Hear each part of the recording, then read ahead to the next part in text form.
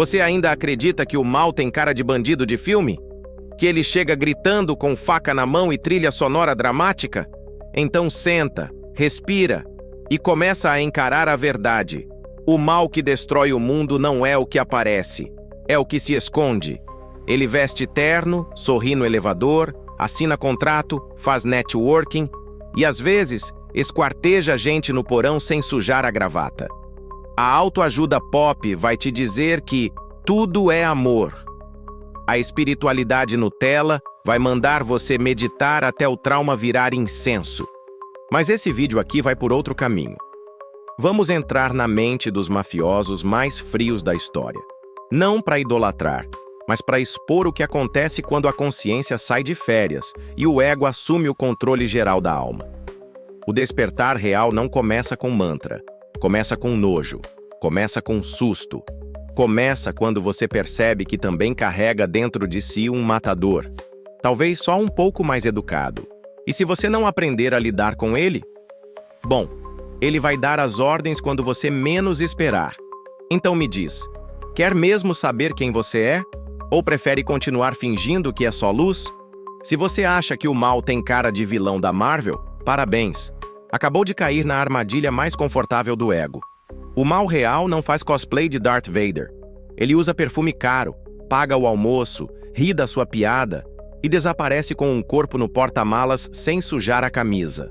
Esse vídeo não é sobre crime, é sobre consciência. E o que acontece quando ela some e só sobra o personagem vazio no controle. A espiritualidade Nutella vai odiar isso. Acha que tudo se resolve com mantra, palo santo e uma viagem para Bali.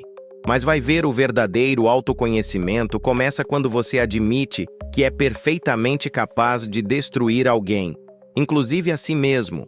Não porque é mal, mas porque é humano. Meditação não resolve isso. Olhar para a sombra resolve. Só que ninguém quer, né? Dá trabalho, dá enjoo, dá medo. Hoje a gente vai mergulhar na mente dos mafiosos mais cruéis da história. Não para fazer tour no inferno alheio, mas para reconhecer as rachaduras do nosso próprio porão. Porque só quando a gente entende até onde pode ir, é que começa a frear. E talvez, só talvez, esse seja o verdadeiro despertar espiritual. Saber que o monstro mora dentro e ainda assim escolher não soltar a coleira. Já parou para pensar como alguém acorda, escova os dentes, dá bom dia para a esposa e vai desmembrar um corpo como quem vai fazer hora extra? Parece roteiro de terror, mas foi expediente comum para Roy DeMel, um açougueiro de aluguel com alma em liquidação. E o mais perturbador, ele chamava isso de negócio. Nada pessoal, só números, só sangue. O cara criou um método para sumir com corpos chamado Método Gemini. Uma logística impecável. Tiro na cabeça, toalha para conter o sangue, facão cirúrgico e um desvio no caminho para o aterro. Tudo isso enquanto vendia filme pornô e sorria para o vizinho. A pergunta que fica não é se ele era doente. A pergunta é, quantos Roys vivem por aí? Só que com crachá e planilha. Talvez ele não tenha nascido sem alma. Talvez ela tenha sido arrancada, uma porrada por vez, numa infância onde carinho era lenda e sobrevivência, religião. Isso não justifica, mas explica. E o que explica, começa a iluminar. Porque se você não entende como a sombra nasce, ela cresce sem que você perceba, e um dia dirige a sua vida com a mesma frieza de um assassino corporativo. E aí vem o tapa sem luva. Antes de chamar o mafioso de monstro, olha para o mundo que você chama de normal. Quantas vezes você não matou um pedaço de si mesmo só para caber num ambiente tóxico? Quantas decisões suas foram tomadas pelo medo de perder status, grana ou aprovação? A diferença entre o matador e o executivo zen é só a estética. Um usa terno Armani, o outro toalha e facão. Quantas almas você já viu serem arrancadas com PowerPoint e sorriso no rosto, em reuniões onde ninguém diz o que sente, mas todo mundo finge que está tudo bem? Talvez o matador de aluguel só seja a versão sem filtro da frieza socialmente aceita. No fundo, é tudo anestesia. É tudo ego querendo manter o império, mesmo que o império seja só um cargo inútil numa empresa em colapso. E o mais triste, a gente chama isso de carreira. chama burnout de meta, chama dor de sucesso. Enquanto isso, a alma apodrece no canto, implorando por silêncio, por presença, por verdade. Mas relaxa, ainda nem chegamos na parte mais podre, porque a queda de quem vive no ego é sempre maior que o prédio que construiu para esconder o próprio vazio. O sujeito mata 200, esquarteja mais corpos que um açougue em dia de promoção e morre com 7 tiros na cara, cortesia de um parceiro de negócios. Eis a piada cósmica da máfia. Quanto mais você sobe, mais vira alvo. O poder, nessa arena e na vida, é uma miragem com data de validade, geralmente escrita com sangue. Roy DeMel foi deletado pelo próprio time. Tommy DeSimone evaporou sem deixar pista. Kid Twist virou tinta no asfalto. Todos achavam que mandavam. Todos acreditaram no conto da imortalidade egóica. Só esqueceram que no tabuleiro da vaidade, o checkmate vem de onde você menos espera, das mãos de quem dizia te amar, respeitar ou fechar contigo. A máfia é só um espelho distorcido da nossa sociedade. Lá, a lealdade dura até o próximo medo. Aqui, até o próximo reajuste salarial. Lá, amor é blefe. Aqui, é contrato. O nome muda, mas a lógica é a mesma. Se você serve, vive. Se não, é descartado. E se isso te parece exagero, olha bem para como você é tratado quando diz não. Spoiler, ainda não chegamos no fundo do poço. Você consegue imaginar Richard the Iceman Kuklinski chorando vendo Titanic? Difícil.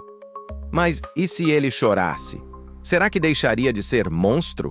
Ou só provaria que até monstros têm coração, trancado a 7 chaves, sufocado por trauma e talvez com um leve toque de esquizofrenia emocional? O problema nunca foi sentir. O problema foi o que esses caras fizeram para nunca mais sentir nada. Alguns até tentaram sair da caverna, viraram informantes, entregaram comparsas, jogaram podres no ventilador federal. Tipo Kid Twist, que falou demais e virou voo panorâmico pela janela. Ou Barbosa, que mesmo sob proteção do FBI continuava matando como se a farda fosse só um cosplay novo. A verdade, eles não queriam redenção. Queriam sobreviver, que é o instinto espiritual mais cru que existe quando já se vendeu a alma. E aqui vem o desconforto. Talvez eles não fossem tão diferentes assim de você. Calma, não no quesito esquartejar gente, mas no desespero de não sentir, de evitar dor, de anestesiar qualquer emoção que ameace te desmontar. Eles faziam isso com faca. Você com distração, trabalho, Netflix ou mantra repetido no automático. No fim, todo mundo tá só tentando não desabar. Cada um com sua arma. Essa pergunta já fritou mais cabeças que o FBI tentando entender a máfia. O mal é genético ou social? Crazy. Joe Gallo, por exemplo, era esquizofrênico. Usava frases de filmes como se fossem versículos e achava que era personagem principal da própria tragédia. Psicose? Ego? Performance? Ou só alguém que nunca teve outra chance além da loucura? A maioria desses matadores não saiu do útero com uma faca na mão. Saíram com fome, medo e uma infância onde afeto era ficção. Pais ausentes, ruas como campos de guerra e nenhum modelo de amor funcional. Não é desculpa, é contexto. Crescer num mundo onde a vida vale menos que um cigarro muda a química do afeto. O moral vira luxo e a crueldade, método de defesa. A parte mais sombria? Alguns viraram monstros para não morrer como vítimas. Escolheram ser o predador antes de virar estatística. Só que depois que você cruza essa linha, o caminho de volta vira mito. E o mais irônico, a sociedade que gerou o monstro depois o julga como se fosse um erro de fábrica. Mas não se engane, esse molde está em produção em massa. Inclusive talvez aí do seu lado. No fim das contas, o mal não é um monstro escondido na esquina. É um acúmulo. Trauma não tratado, dor disfarçada, ego inflamado e um sistema inteiro treinado para premiar quem domina pelo medo. O mal é silencioso, cotidiano, bem vestido e às vezes vira CEO, ou coach, ou guru. a alma vai apodrecendo e a gente chama isso de resiliência.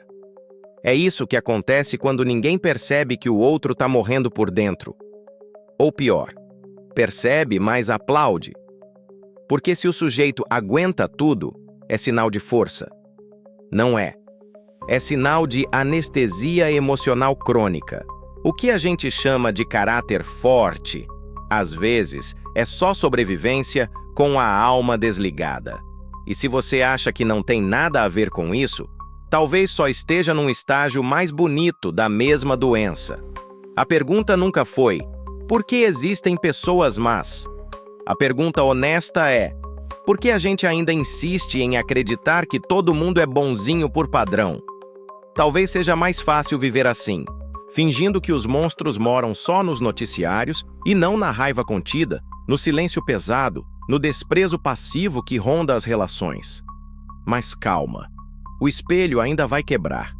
Se você ainda acha que o mal está lá fora, escondido em porões, nas páginas policiais ou nos filmes da máfia, talvez seja a hora de encarar o espelho. Porque o verdadeiro Roy DeMel mora mais perto do que você pensa. Ele vive naquele cantinho que você evita, no grito engolido, no ressentimento calado, no desejo secreto de vingança disfarçado de limite saudável. Essa jornada pelos mafiosos não é sobre crime, é sobre consciência. É sobre parar de fingir que somos pura luz enquanto o ego dirige nossos dias com um volante feito de trauma, medo e carência. Espiritualidade real não é sobre fugir da sombra. É sobre sentar com ela, encarar seu hálito podre e perguntar: o que você quer me mostrar antes que eu exploda alguém no trânsito? Ignorar a própria podridão é o maior convite que você pode fazer para o caos. Porque tudo que você reprime vira monstro. E todo despertar de verdade começa quando você para de se esconder de si mesmo. Não é sobre se iluminar. É sobre parar de fugir do que você finge que não é.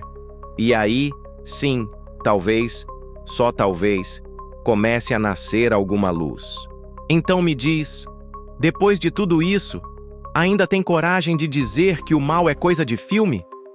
Ou começou a sacar que ele mora mais perto, no silêncio que você não suporta, nas reações que não controla, nas decisões que você toma só para agradar o próprio ego? Tá achando exagerado? Talvez seja. Ou talvez você só não esteja pronto para limpar o espelho ainda. A pergunta agora é simples e desconfortável. Qual parte da sua sombra ainda está dirigindo sua vida enquanto você finge que está no controle? Que história você conta para não encarar a verdade sobre quem você se tornou? Comenta aqui. O que mais te chocou? Qual dessas verdades te pegou de jeito? Eu quero te ouvir, mesmo que seja o seu lado mais sombrio falando. E claro, se você quer continuar cavando verdades que ninguém tem coragem de encarar, se inscreve no canal, ativa as notificações e compartilha esse vídeo com quem ainda acha que espiritualidade é filtro sépia com frase motivacional. Porque a verdadeira luz só brilha quando tem coragem de atravessar a escuridão.